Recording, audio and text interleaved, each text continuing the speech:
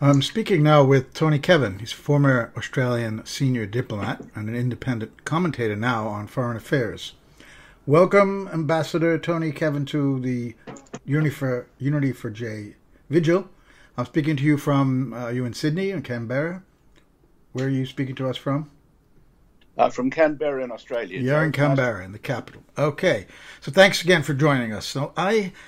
You are one of the few former or current government officials anywhere in the world, really, who have spoken out on behalf of Julian Assange. And my question is, when did you first decide to do this and why? It was shortly after the Bradley Manning disclosures of the terrible massacre from the air in Iraq and the publication of that in WikiLeaks. I became very interested in Julian Assange's positive role in world affairs. And when did you first make known your views about him, and what was your position at the time? Oh, from the very beginning, Joe, I was determined to say that this man is performing a public service in the interests of free expression and journalism, and I made that known through my social media opportunities. While you were still serving the Australian government? No, I retired in 1998. What was your reaction? What were the reactions from people to your call? Was it all positive or negative, or probably a mix, right? Julian Assange is a very polarizing figure in Australia. There are people who think he's a traitor to our alliance with the United States, which protects us, and there are people who think that he's a fighter for human rights and freedom. People do fall into those two camps pretty quickly, and I'm in the latter camp, which I'm glad to say seems to be growing. And the negative reactions, were they quite fierce? Because if you'd stand up for Julian Assange today, it's gotten to be, maybe in those days when you first started, but certainly since the 2016 election in the U.S., the idea is that he somehow was a traitor to the Democratic Party, not to the United States so much. So has that increased the reactions to you, negative reactions to you? Yes, it has. It has all got hooked up in the current climate of anti-Trump Russophobia, the determination to see Putin at the in center of all things. Yeah, center of all things. There's a wonderful song by Randy Newman about it called Putin, Putin, Putin, and I think it's all gone slightly mad, frankly. I can see no connections between Assange and Russia, unlike some people. I mean, obviously, Ed Snowden has a strong connection with Russia now because they gave him refuge. Fair enough. There's no sign of them having offered or given refuge to Julian Assange. The people who should be protecting him are his own government, Australia. Well, that leads me to my next question. Why have so few government officials, even former ones, come out in his defense? And why isn't the government of Australia doing what you believe, I think, is their legal obligation to protect one of their citizens? You could also include in your condemnation list there the official Australian opposition party, the Labor Party, which looks set to take government in a very few months because the Liberal Party are now dead men walking. But all of our conventional mainstream politics is very much constrained by the very close strategic alliance with the United States, which now penetrates, rather like Britain, into all areas of our political life. We have a thing called Five Eyes intelligence sharing, which has in recent years become public. It used to be very secret. And under Five Eyes, we have an obligation to share intelligence assessments with the US, Britain, Canada, and New Zealand. Now, there's no legal obligation under Five Eyes to connive in the persecution of Julian Assange, but it creates an enormous background pressure in the minds of our public officials. My gosh, we'd better not do anything to upset the Americans. But as government officials, they have interests to protect, powerful interests, usually interests even more powerful than their own, behind them. There has to be some part of the thinking, even in Australia, why they don't want to stand up for Assange and why he can be thrown to the wolves, basically, because he's a danger to powerful people. Yes, well, unfortunately, because the American Justice Department and the very powerful deep state forces in Washington have defined Assange as a danger and defined him as a person somehow connected to the archenemy Russia, they feel constrained by that. Considerations of his human rights don't seem to be prevailing, although there are plenty of examples of Australians in trouble overseas where human rights considerations have prevailed. I'm thinking of Peter Gresti, the Australian journalist who was wrongfully imprisoned in Egypt for several years. I'm also thinking of Ricketson, James Ricketson, the Australian journalist detained wrongfully by the Cambodian government. Our government fought for those people's freedom and return to Australia, and there's no reason why, and a lot of Australians believe this, there's no reason why the Australian government shouldn't be fighting for Assange's return from his 8 years of temporary and increasingly dangerous asylum in the Ecuador embassy in London. You know, WikiLeaks has revealed files on many, many governments around the world, revealing corruption, crimes, whatnot. They also have revealed files about the Australian government.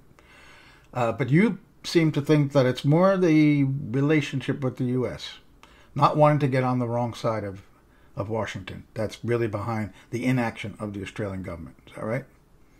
That's right. I don't think that Assange has in any way directly embarrassed the Australian government. I can't think of any major case, although I don't know whether WikiLeaks had anything to do with recent problems over East Timor. I don't think so, but I could be wrong on that.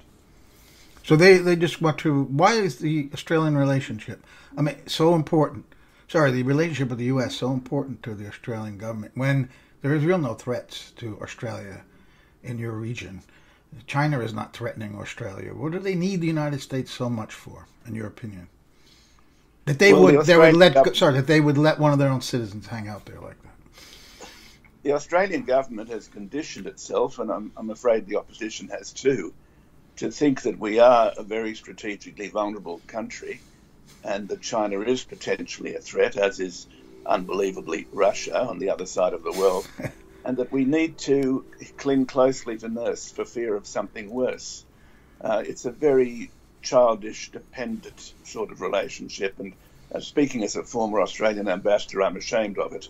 We should be standing up for ourselves and making our own foreign policy choices. Sounds like a classic case of politicians creating a false threat, and then they are the ones that will protect the Australian people. And of course, we need the United States to do that.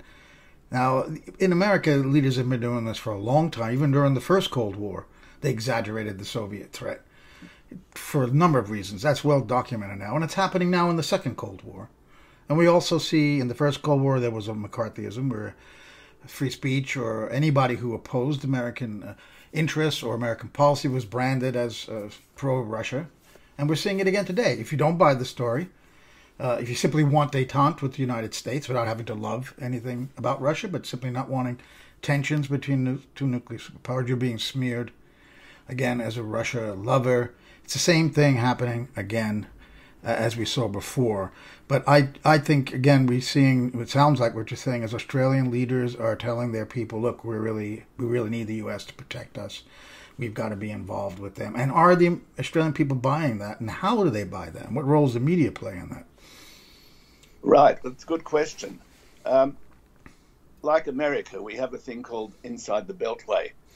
We don't call it that, but we have the same thing. We have a political, journalistic elite around our capital city where I live, Canberra, which comes to common judgments on these sorts of things.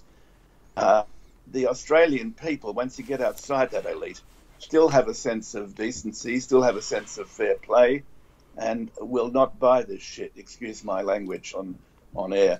But unfortunately, inside the Canberra Beltway, there is this realpolitik, so-called realistic wisdom. Actually, it's completely unrealistic that, look, whatever Assange has or has not done, he's expendable, and we have to stay on the right side of Washington. And in Washington at the moment, there's obviously a very strong anti-Trump, anti-Russia, anti-China drive. and we have to go with the flow of that. You know, here in the U.S., even the New York Times understands the danger of Assange being prosecuted.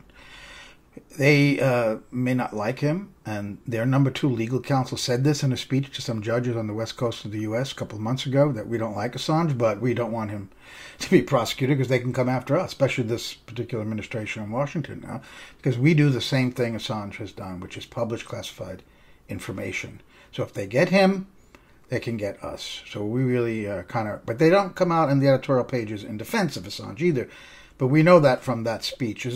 How does the media, at least the non-Murdoch media in Australia, understand that if Assange is prosecuted for publishing true information, that they could be in trouble at some point down the road? There's no sign of it. I'm working very hard through alternative social media to try and get people to think of those highly relevant comparisons, to think of Daniel Ellsberg and the Pentagon Papers. Under the current logic, Ellsberg should still be in jail. To think of Woodward and Bernstein and the Watergate break-ins. Woodward and Bernstein should be in jail. We had an Australian called David Hicks. Now, his case has almost no comparison to Assange's, but the one important comparison is that Hicks was several years in Guantanamo as a suspected Taliban supporter.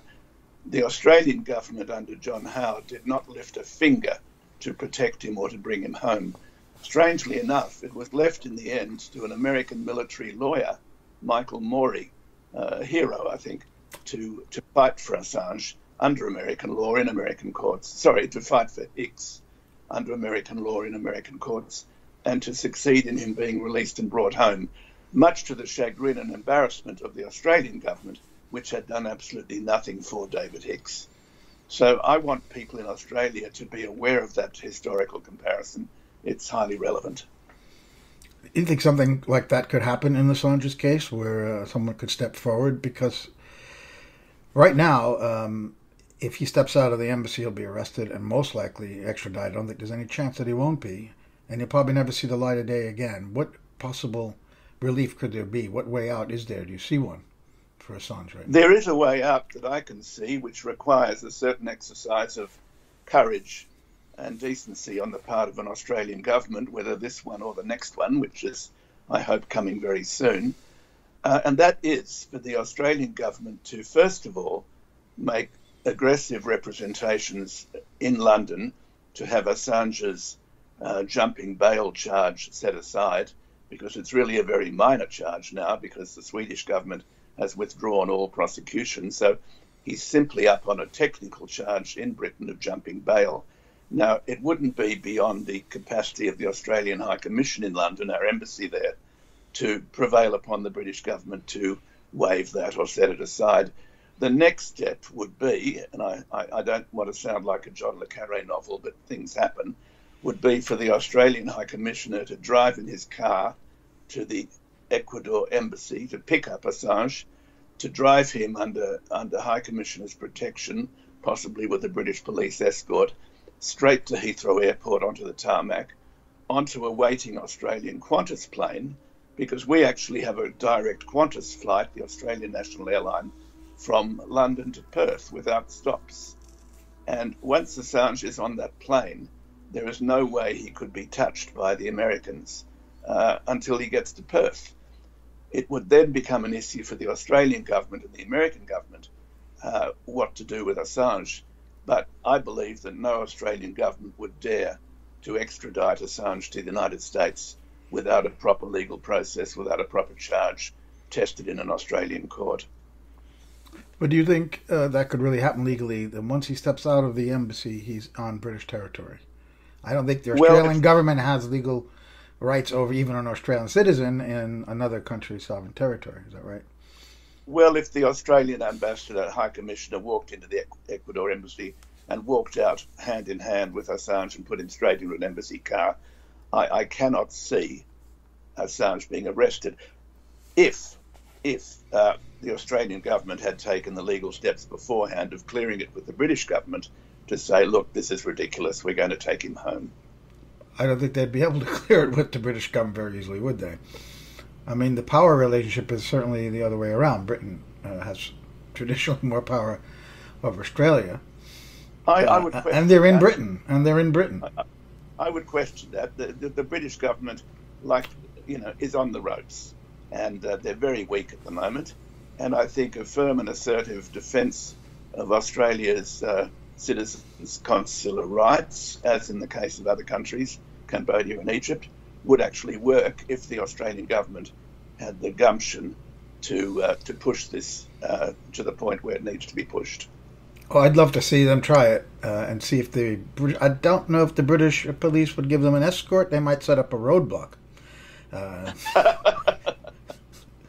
That's me. Well, I'm pushing this proposal seriously because what else have we got? I mean, it's brilliant. I haven't heard that one before, actually.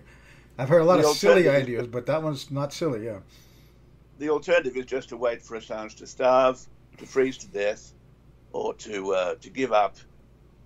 Whatever the alternatives are, they're very bad. So this is an argument for trying something.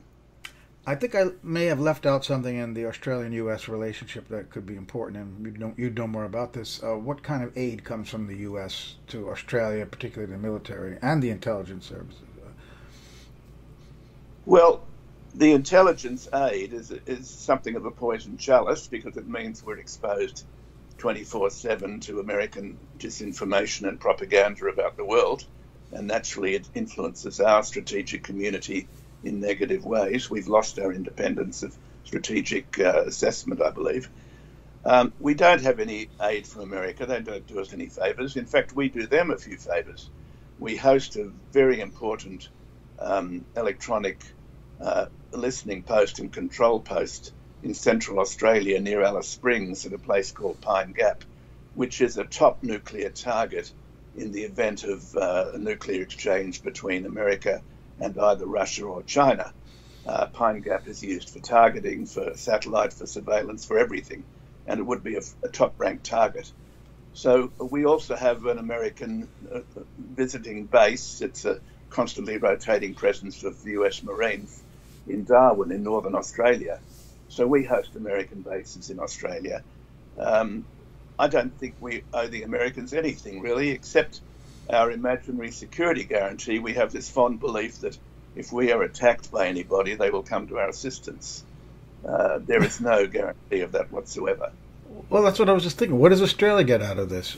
Even in the Five Eyes arrangement, you're pretty much obliged to give stuff to them, but they're not necessarily going to give you things that the Australian security services might need.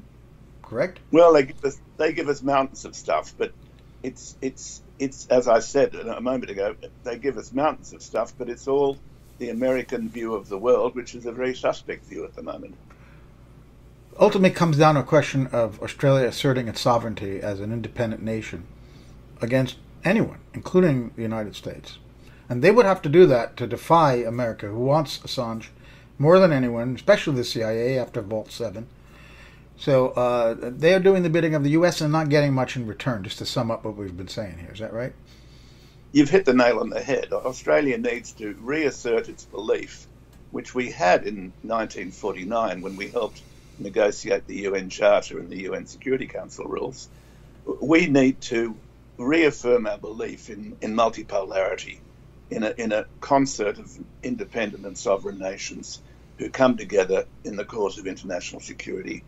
We have to get away from this idea of us and them, that we are the good guys and Russia and China are the bad guys. There are no good guys, there are no bad guys. There's simply a multipolar world in which Australia as a middle power has to navigate its way. I'm not saying we should be anti-American, of course not, or anti-British, but we need to rediscover our independence of outlook. And if Assange came home to Australia, obviously he's not going to be doing WikiLeaks stuff from Australia, but he would be a very important voice in Australia's public foreign policy debate, and I would welcome that voice. Well, I've been talking to Ambassador Tony Kevin from Canberra, Australia, and I really thank you so much for giving us just a few minutes to take part in the vigil for Julian Assange. Thank you. Thank you, Joe. All the best. Bye-bye.